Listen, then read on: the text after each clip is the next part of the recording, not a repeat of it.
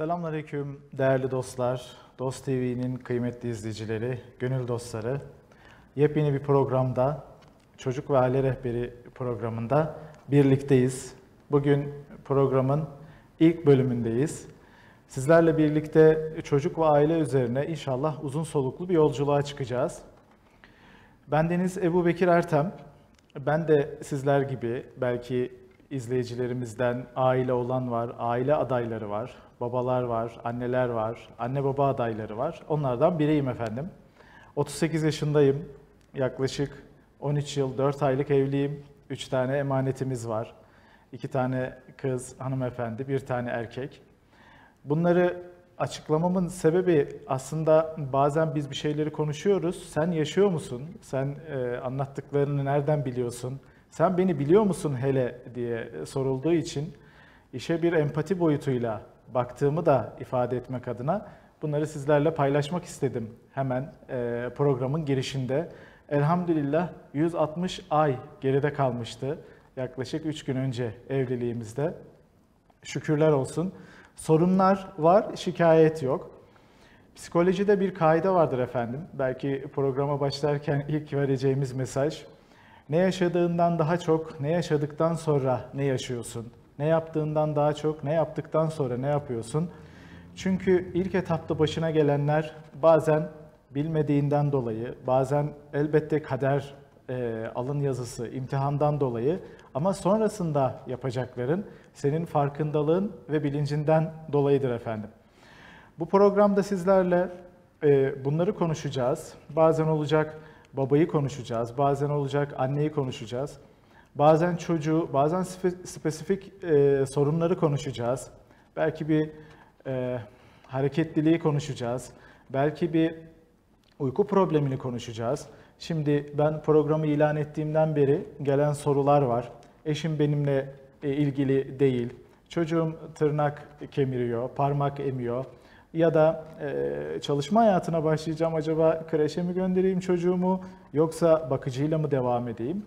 Bu tarz sorularla birlikte programımızı arzu ediyorum ki interaktif bir şekilde sizlerden daha çok gelen sorularla konuları bir yerlerde bir şekilde anlatıyoruz biz. İnternette veya kitaplarda yazıyoruz.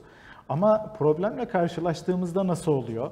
Biraz daha bunun üzerine devam edeceğimiz inşallah bir program sizlerle icra etmek istiyorum. Çocuk gelişimi lisans, psikoloji yüksek lisans, aile danışmanlığı, çocuk ergen terapileri, cinsel terapiler ve daha pek çok eğitimleri, kimini akademik, kimini özel olarak almış bir kardeşinizim, bir derttaşınızım. Hala bazı eğitimleri almaya devam ediyorum. Bir tarafta aile danışmanlığı, çocuk merkezli aile danışmanlığı üzerine danışmanlık hizmeti vermeye çalışıyorum. Diğer tarafta tecrübeler biriktiği zaman faydalı olabilir diye yazı hayatım devam ediyor. 2 tane basılmış eserimiz var, kitabımız var. Bir tanesi babaların çocuk eğitimi üzerine ve evlilik üzerine okuyabilecekleri, istifade edebilecekleri Kariyer de Yaparım, Babalık da isimli kitabı. Bir tanesi 0-6 yaş erken çocukluk dönemi, o çocukluğun temelinin oluştuğu dönem olan çocukluğun keşfi dediğimiz dönemi anlatmaya çalıştığımız bir kitabımız var. Ve Diyanet İşleri Başkanlığı'nın Baba Olmak kitabına katkı sağladığımız nitelikli zaman, kaliteli zaman nedir içeriğiyle katkı sağladığımız Baba Olmak isimli bir kitabımız var. Bir de Aile ve Sosyal Hizmetler Bakanlığı'nın mahremiyet eğitimi projesine, kitapçığına katkı sağladığımız bir çalışmamız var. Diğer taraftan da tabii danışmanlık, bir taraftan yazarlık, bir taraftan kendim eğitim aldığım bir süreçle aslında işin her tarafını birlikte hem güncel bilgiyle hem pratikle hem uygulamayla götürmeye çalışan bir kardeşinizim. İnşallah sizlerle birlikte bu stüdyoda hepiniz sanki izleyici olarak varmışsınız gibi bu programı icra edeceğiz efendim. Şimdi program ilk olması hasebiyle şuradan ben başlamak istedim. Aslında temelde aile olmak ve evlilik, bunlar ne demektir?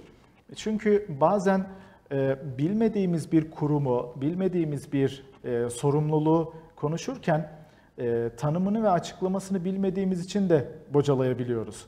Örneğin size birisi bir kitap lazım olsa ve tarif etse şu odada, odanın girişinde bir kitaplık var, onun işte şu rafında, şu sırasında dese ama odada ışıklar kapalı olsa istediğiniz kadar neyi nerede olduğunu bilin, karanlıkta onu bulamazsınız.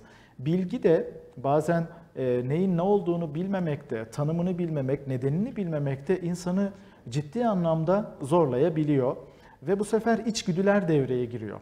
Ben bazen danışanlarıma soruyorum, buraya gelmeden önce evlilik hakkında neler okuyabildiniz, nasıl nasihatler alabildiniz ya da çocuk eğitimi hakkında, annelik, babalık veya akademik anlamda çocuğunu nasıl yönlendirebilirsin derslere, ödevlere. Mahcup olmasın diye acaba içgüdülerinizle mi yaklaştınız diye bir soru daha soruyorum. Evet içgüdülerimle tamamen iyi niyetle, tamamen hayırlı evlat yetiştirmek için ya da hayırlı bir evlilik için, dünya ve ahiret saadetimize vesile olmak için yaklaşıyoruz diyorlar. Ama o bilgi eksikliği ve noksanlığı ne kadar iyi niyetli olursak olalım, maalesef yeterli kalmıyor. Tesisatçı, tekniker bazı arkadaşlarımız var veya danışanlarım oluyor. Onlara söylüyorum ben çok iyi niyetliyim diyorum. Beni işe alır mısınız diyorum. Yani bir düşünüyor. Evet fena biri değilsin ama mesleki olarak ne kadar bilgin var diyor. Ya da bilgin yoksa belki vereceğin faydadan çok zarar verebilirsin diyor. Dolayısıyla kullanım kılavuzu tabiri olarak kullandığımız nedir, ne değildir, neyi neden yapar, neler oluyor ve ne olduktan sonra nasıl yaklaşılması gerekiyor? Bunlar hakkında birazcık bilgi sahibi olmamız gerekiyor.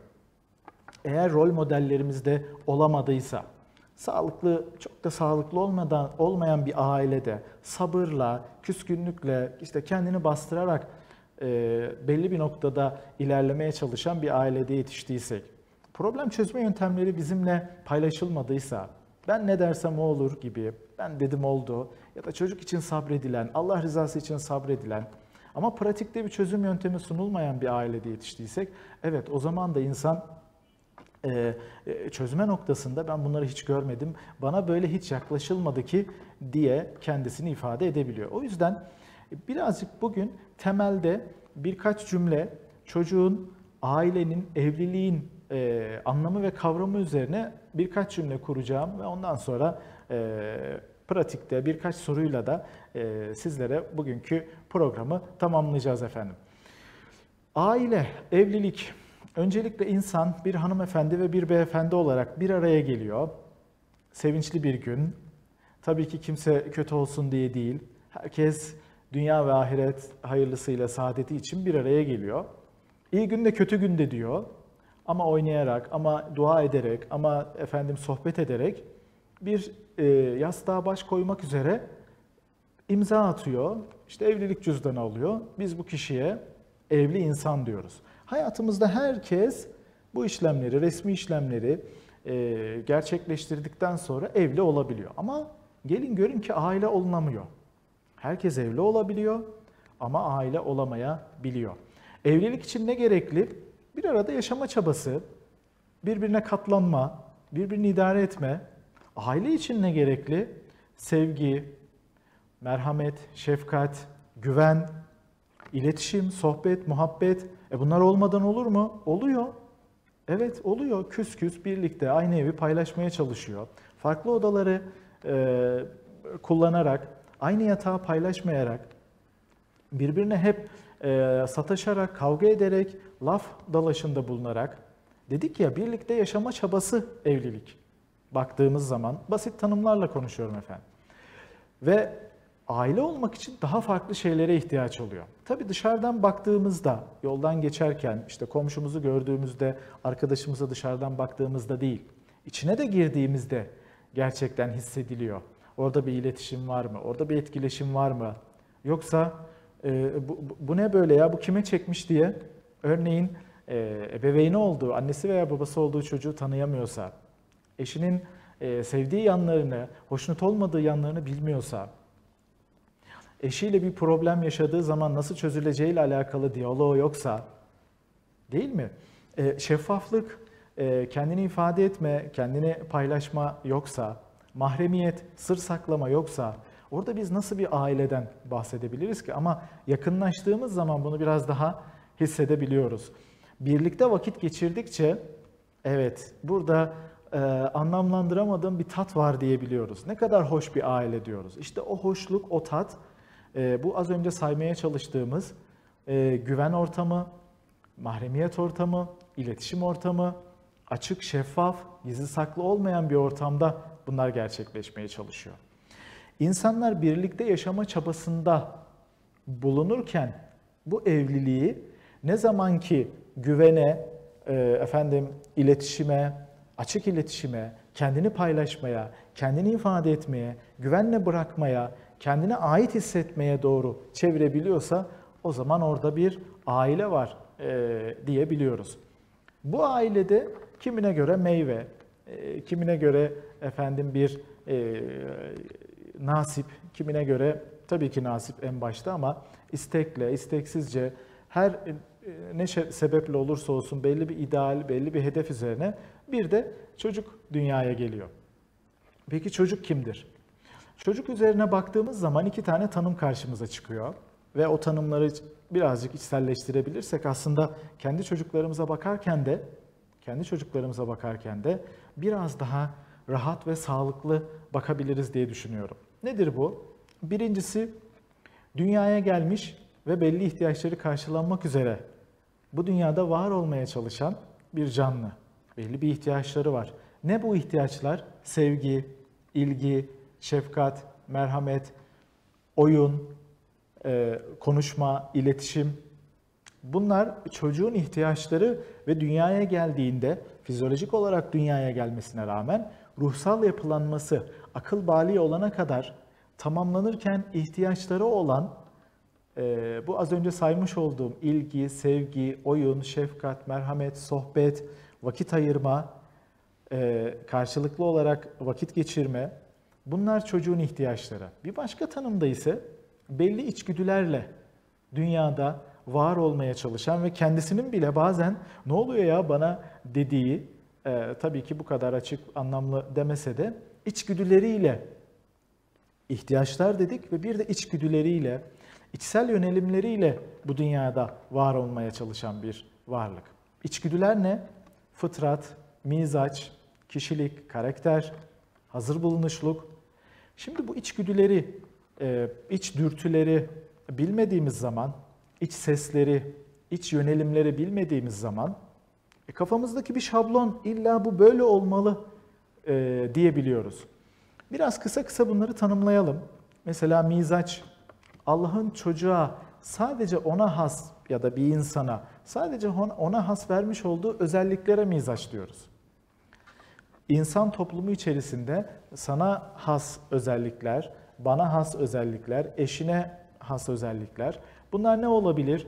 Gözlemcilik olabilir, hareketlilik olabilir, yüksek merak olabilir.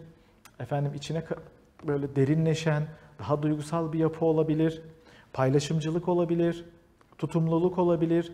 Yani bir tutumluya cimri, paylaşımcıya savurgan, hareketliye yaramaz, gözlemciye mıymıntı, içine derinleşen bir çocuğa pısırık dendiğinde veya çok meraklı bir çocuğa kötü bir gözle bakıldığında o zaman veya beğenmediğinde, hareketli bir çocuğu durdurmaya çalıştığında, gözlemci bir çocuğu hareketlendirmeye çalıştığında, hani örnek veririz ya, Hazreti Hamza mizaçlı deriz, Hazreti Ömer mizaçlı deriz, hareketli. Veya Mevlana mizaçlı deriz, belki Hazreti Osman mizaçlı deriz, daha sakin, daha gözlemci. Veya Hazreti Ayşe annemizi kız çocukları için meraklı, her şeyi soran bir mizacı var. Hazreti Hatice annemiz daha olgun, daha az ama daha Bunlar kıyaslamak için söylemiyorum. Bunların hangisi daha iyi? Hayır, hepsi iyi. Ama ben anne baba olarak kendimi de bu mizaçları üzerinden tanımaya çalışırken, çocuğumu da acaba hangi mizacı var benim emanetimin diye bakmaya çalışırken o mizacı es geçersem, hocam tamam biraz sakin mizaçlı anlıyorum da ya birazcık da yani zaman kötü, hayat kötü. O biri de diyor ki ya biliyorum biraz hareketli ama ya biraz ağırbaşlı, olgun olsun ya diyor. Neye göre? Aslında hiçbir şeye göre. Çocuk nedir? Sırrı vardır. Acaba nasıl bir sırrı vardır? Bir mizacı vardır. Acaba nasıl bir mizacı vardır? Bunu tanımaya çalıştığımızda Bunu gözlemlemeye çalıştığımızda bir belki 8 yıl, 10 yıl, 12 yıl akıl bali olana kadar efendim gençliği de katarsak olgunlaşma sürecinde merakından, yöneliminden bir şey geliyor ve çocuk ona yöneliyor. 2 tane oyuncak gösteriyorsun, diğerini tercih ediyor. İşte 2 tane renk gösteriyorsun, diğerini tercih ediyor. Hangisi doğru? İkisi de doğru, ikisi de helal, ikisi de temiz. Ama bir şey var, bir içgüdü var. Onu tanımaya çalıştığımızda o zaman hareketli bir çocuk, ay bu ne kadar yaramaz ya. Hayır efendim, o hareketli bir çocuk. Bu ne kadar mıymıntı, ağzında dili var mı yok mu, adını mı unuttu? Hayır efendim, adı falanca. Unutmuş olur mu? Diyebilme rahatlığını ve genişliğini hissedebiliyoruz efendim. Yoksa çocuk dediğim biraz girişken olacak, öyle mi? Hadi sene, öpsene, cevap versene, teşekkür etsene. Allah Allah. Diğer türlü ya bu çok meraklı, bak adamın başına gelirse meraktan gelir. Şşt, dur, yapma, etme. Bir tane arkadaşım anlatıyor. Çocuk diyor herkesle çok diyor rahat konuşuyor, diyalog kuruyor diyor. Dedim ki diyor tanımadığımız kişilerle konuşmayacağız. Bak kızım aman, tanımadığın kişilerle her önüne gelenle konuşmayacağız. Bir gün metroya bindik diyor. Gitti diyor adama, merhaba ben Zeynep dedi diyor. Adını söyledi. Tanışabilir miyiz dedi diyor. Sonra bana döndü, ama baba tanışıyoruz dedi diyor. Ya diyor ne kadar zeki. Aslında varoluşunu gerçekleştiriyor. Öğrenilen bir şey değil bu. Hani bu çocuğu eğitime alsak, bütün çocukları eğitime alsak, efendim bunlar kendilerini tanıtsalar, kendilerini işte böyle ifade etseler öğretemeyiz. Bazı çocuklarımızın birilerine göre pozitif özellikleri, Allah vergisi, mizaci olarak doğuştan gelen yazılım kodlarından kaynaklanıyor. Bunu bilmediğimiz zaman çocuk nedir, kimdir, neyi neden yapar, hangi yaptığı şey hangi dönemde normaldir, hangi yaptığı dönemde anormaldir, yeri geldiği zaman bunları da sizlerle konuşacağız. Çocuk eğitiminin aşamalarını konuşacağız. Çocuk eğitiminin neden önemli olduğunu birlikte konuşacağız ve sizin sorularınızla inşallah cevaplandıracağız. Ve siz burada bir şey rica ediyorum ki o da lütfen yetersizlik ve suçluluk duygusuyla bakmayın. Suç bende diye bakmayın. Çözüm bende diye bakın. Öğrendiğiniz bir şeyi kafam ben bunun hayır harika elhamdülillah çok şükür bunu ben uygulayayım diye bakalım. Çünkü bazı bilgiler bazı insanlar tarafından sanki onlara kötü hissettiriyormuşuz gibi geliyor. Aslında dışarıdaki insanların bir şey hissettirmesi çok mümkün değil efendim. Biz içimizde var olanı hissederiz. Mesela karanlık veya bulutlu bir havayı düşünün. Yağmur yağacak. Bir tanesi elhamdülillah rahmet bulutları toplanıyor. İnşallah birazdan rahmet yağacak diyebilir. Bir başkası da ne kadar kasvetli, sıkıcı bir hava var diyebilir. Hangisi doğru efendim? Havanın herhangi bir etkisi değil. Bu bizim içimizde olan bakış açısı aslında onu anlamlandırıyor. Ben bazen böyle bir şeyler paylaşıyorum, sorulara cevap veriyorum. Bunlardan birisi geçenlerde bir tane hanımefendi bir soru sordu. 2 yaşındaki çocuğu kreş, anaokulu veya bakıcı verelim mi ne dersiniz diye. Ben de çalışmıyorsanız evdeyseniz biraz daha sizinle birlikte kalsa iyi olur dedim. Arkasından bir soru geldi bir başkasından. Ben çalışan bir anneyim, öleyim mi dedi.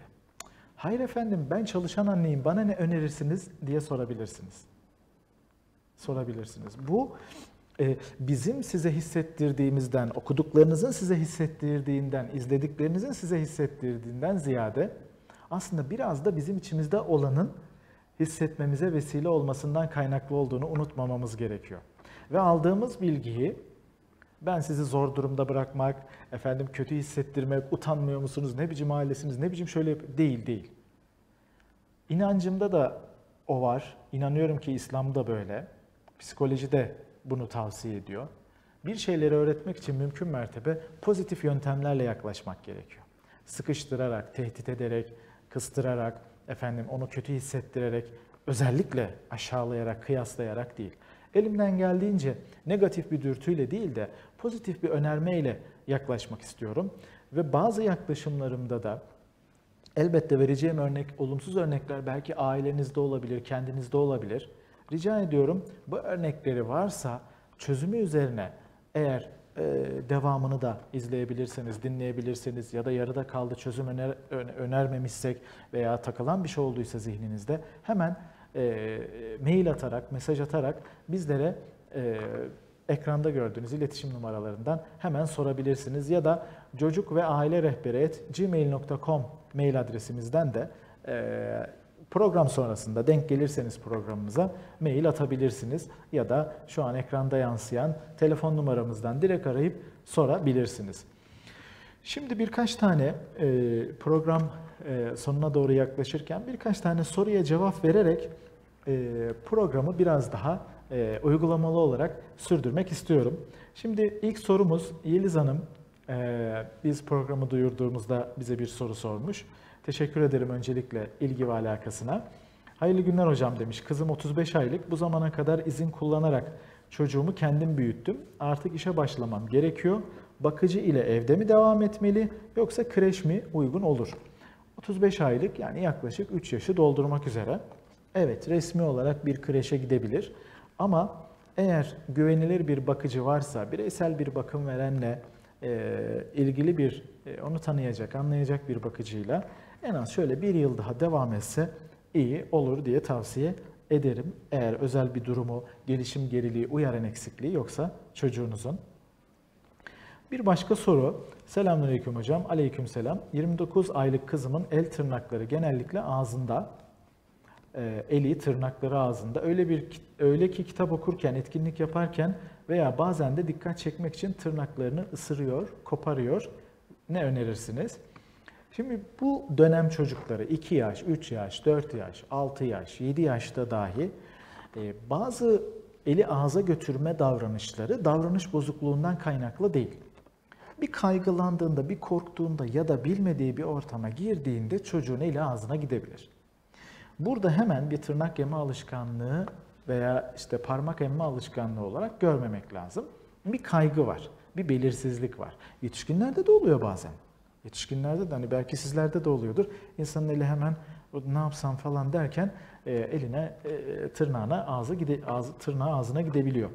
Böyle durumlara öncelikle etkinlik yaparken, kitap okurken veya dikkat çekmek için diyor. Evet, yine ilgi, sevgi, alaka noksanlığında bazen bunu talep etmek için çocuk bedeniyle, çünkü ilgisizlik biraz içe kapanmayı ve kendini tabiri caizse birazcık tüketmeyi, öğütmeyi neden olabiliyor. İşte dudaklarını yiyebilir, tırnaklarını yiyebilir veya herhangi bir şeyi böyle ağzından çıkarmayabilir. İlgi çekmek için muhtemelen yapıyorsa bu kötü bir şey değil, ilgilenmemiz lazım efendim. Veya elini meşgul etmemiz lazım. Ola ki bir tık daha ileri gitti, sanki bu böyle her anda yapmaya başlıyorsa en son yapacağımız şey, en büyük hata, ilk yapılıyor bazen, uyarmak. Yeme, yeme, yeme, yeme demek. Halbuki sanki ye demek gibi oluyor. Lütfen çok uyarmadan, dolaylı yoldan elini meşgul ederek veya dikkat çekmeden, dikkatini nazara vermeden tırnaklarına, birlikte hemen bir etkinlik, o an yaptığımız bir işte ona bir rol vererek, birlikte belki mutfak işi yapıyorsak mutfak işi, ev işi ise ev işi, hiçbir şey yoksa hemen bir oyun, sevdiği bir şeyle onun dikkatini sağlıklı bir yöne çekmeye çalışabiliriz. Merhaba hocam, bir başka soru. Eşim ev işlerine yardımcı olmuyor. Bu senin işin, benim işimse para kazanmak diyor. Ne yapmalıyım? Şimdi evlilik dedik ya, bir gönül birlikteliği, bir güven birlikteliği değil ama aile olmak için bu birlikteliğe gerek var. Birbirimize karşı üstünlük ve alçaklık yok burada tabiri caizse. Herkes birbirini tamamlayan bir bazen çift ayakkabı olarak örnek veririz. Tek ayakkabıyla ne olursa olsun yürünmez. Senin görevin benim görevimden ziyade ben ne yapabilirim, sana nasıl yardımcı olabilirim? Şöyle görüyorum ben bazen, insan eşine, kadın olsun erkek olsun, burada erkek veya kadın cinsiyet belirtmeden ifade ediyorum, eşine, neysen beyefendi veya hanımefendi beni dinleyen, eşine kolaylaştırıcı olduğu zaman o bir adım daha kolaylaştırıcı oluyor. Çünkü vicdani olarak ne kadar teşekkür edeceğine, ne kadar eline sağlık diyeceğine, belki ne kadar sağ ol diyeceğine, ne kadar Allah razı olsun diyeceğine şaşırıyor. Eğer ki çok ciddi klinik bir vaka değilse, tırnak içerisinde böyle derler yani bir nankörlük tabiri caizse, bir vaka değilse iyilik yapan iyilik bulur efendim. O yüzden senin işin benim işim demek yerine, yani karşınızdaki de o zaman o da para kazanmak için bu sefer bazı hanımefendilerde duyuyorum işte para kazanırsam kendimi daha özgür hissederim diyor.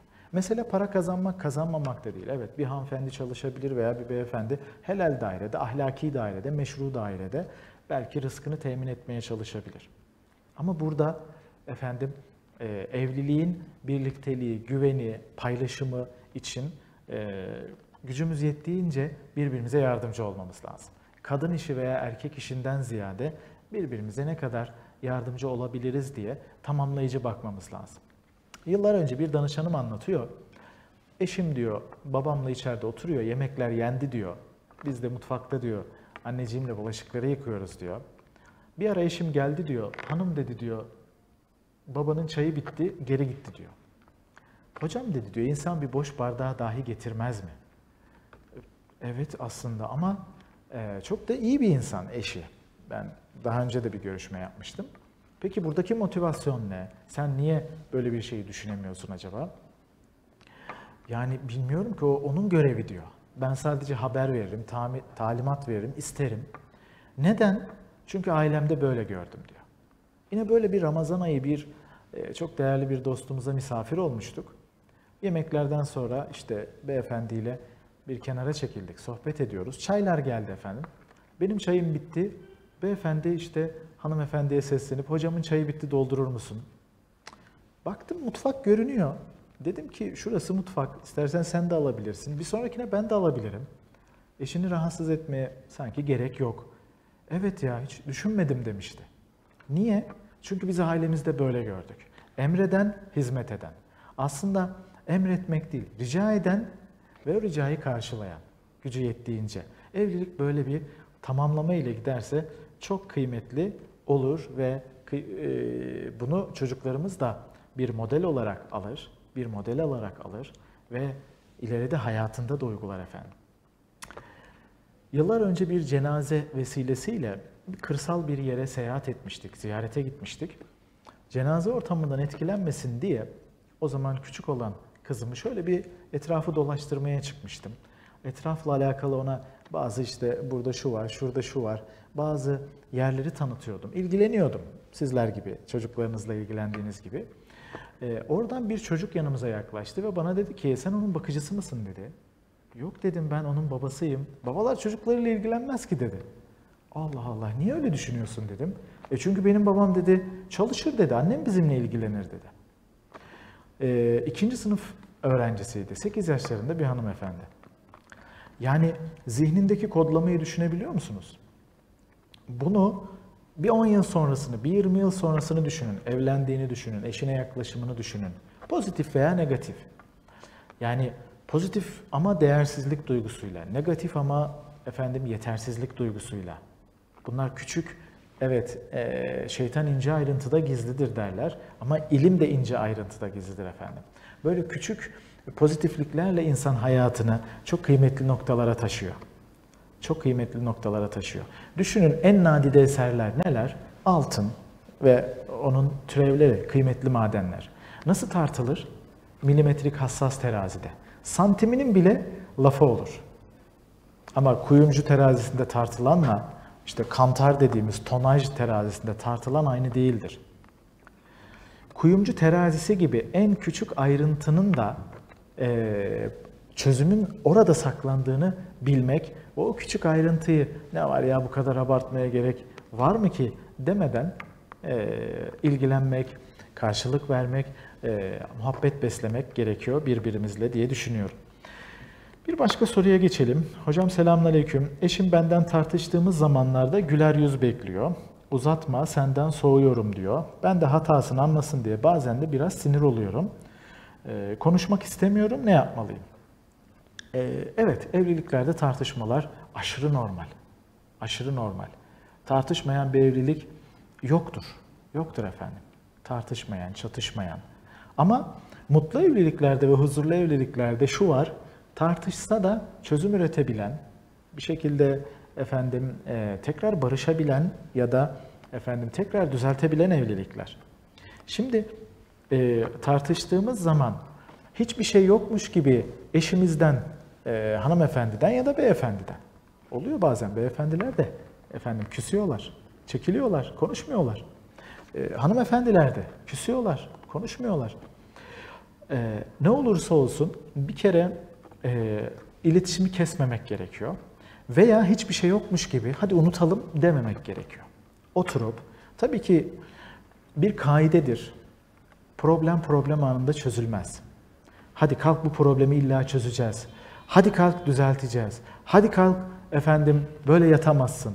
Bir yere gidemezsin. Zorlamamak gerekiyor. Biraz sakinleştikten sonra ne güzel sakinleştik canım ne uzatıyorsun da dememek gerekiyor. Oturup konuşmak, uzatmak falan değil de onu konuşarak geride bırakmaya çalışmak gerekiyor. Çünkü senin soğuyorum dediğin çözüm bilmiyorum, ben anlamıyorum demenin karşılığı oluyor. Hatasını anlasın diye de bazen küsüyorum, sinir oluyorum, konuşmak istemiyorum. Evet, küsmek, sinir olmak biraz daha güven kırıcı bir şeydir. Burada belki konuşamıyorum, kendimi ifade edemiyorum ama sonrasında tekrar duygunu toparladığı zaman insanın konuşması, tekrar geçen akşam olanları konuşalım mı, ne dersin, bir çay hazırlayayım mı, birlikte ne zaman konuşuruz, çocuklar yattıktan sonra mı diye başlatan veya muhatap olan, o başlattı, o anlasın canım da demeden toparlayıcı olmak istiyorsak, yıkıcı olmak istiyorsak, şimdi bir evliliği yıkmak için ne yaparsınız diye sorsam, herhalde dersiniz ki küserim, yok sayarım, yüzüne bakmam, surat asarım. Çözüm için de yaptığımız şeyler bu olunca birazcık komik kaçıyor. Bu sanıyorum bir hanımefendi ve eşiyle burada ben yaşadığımız problemi konuşmak istiyorum. Konuşmadığımız zaman bende geride kalmıyor. Rica ederim problemlerimizi konuşabilir miyiz? Duygularımızı ifade edebilir miyiz? Yoksa geriye dönüp bir şey belki çözülmüyor ama anladığını hissetmek istiyorum. Özür dilemek istiyorum. Özür dilediğini veya fark ettiğini hissetmek istiyorum. Ben bilmiyorum, öyle şeyler görmedim. Olabilir. Birlikte bir şeyler okuyalım, izleyelim. Evlilik üzerine öyle yüzlerce kitap, video izlemeye gerek yok. Birkaç tane okudukça insan farkındalık edinebilir. Programa başlarken dedim ya, kullanım kılavuzunu bilmek gerekiyor. Uzatma, geride kalsın. Uzatma, geride kalsın. Kalmıyor efendim. Sende de kalmaz. Bak, tartışma büyüdüğü zaman beyefendi veya hanımefendi fark etmiyor. Evliliğin ilk tartışmasına kadar insan gidiyor. Bu ilk başta da böyleydi diye bazen anlatılıyor. Dolayısıyla konuşmamak değil de konuşmak için ricada bulunmak, belki bir mektup yazmak, bir not kağıdı bırakmak cebine. Sana ihtiyacım var, konuşmak istiyorum, kendimi ifade etmek istiyorum diye toparlayıcı yaklaşabiliriz.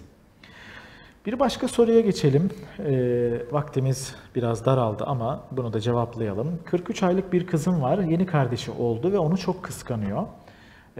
Bu durumda kızımla konuşuyorum, anlatıyorum, anlamıyor. Tekrar bize çaktırmadan zarar vermeye ve ağlatmaya çalışıyor kardeşini.